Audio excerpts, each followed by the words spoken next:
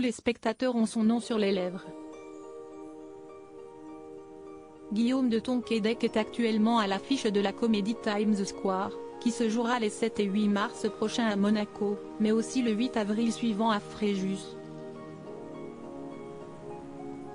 L'acteur, qui incarne un professeur d'arts dramatiques passé de mode dans cette pièce de théâtre, sera également à l'affiche, en février, du film Arrête avec tes mensonges d'Olivier Payon. Mais le comédien, malgré son succès fou, n'est pas le seul membre de sa famille à faire les gros titres. En 2014, si est-il l'une de ses ancêtres, nommée Louise de Kingo de Tonquédec, que l'on retrouvait en une des magazines. Et pour cause. On a découvert son corps, qui avait été enterré à Rennes au XVIIe siècle, dans un état de conservation parfait, rappelle Guillaume de Tonquédec dans les colonnes du journal Nice Matin. Ses chairs étaient encore molles, ce qui paraît invraisemblable et incroyable. Comme elle était d'extraction noble, elle avait été enterrée dans un cercueil en étain. Il y avait très peu d'oxygène donc elle n'est pas entrée en décomposition. Une découverte essentielle devenue un objet d'étude.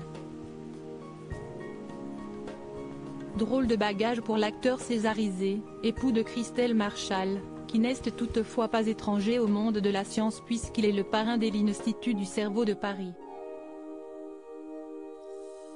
Je vis avec cette épée de Damoclès là au-dessus de ma tête en attendant d'en savoir davantage sur la conservation des corps grâce à l'étain. Il est possible de se vider l'esprit au théâtre, sur une thématique plus légère, en allant applaudir Guillaume de Tonquédec.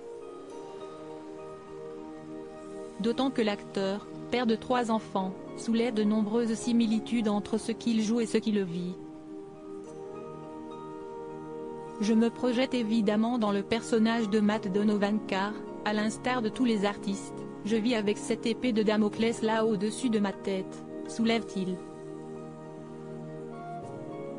On vit dans le désir des autres. On n'est pas totalement moteur de son destin, il faut que quelqu'un vous choisisse.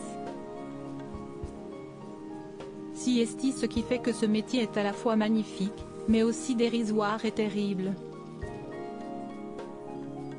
Pas de quoi s'en faire pour l'instant, semble-t-il. Retrouvez l'interview de Guillaume de Tonquédec dans le journal Nice Matin du 7 janvier 2023.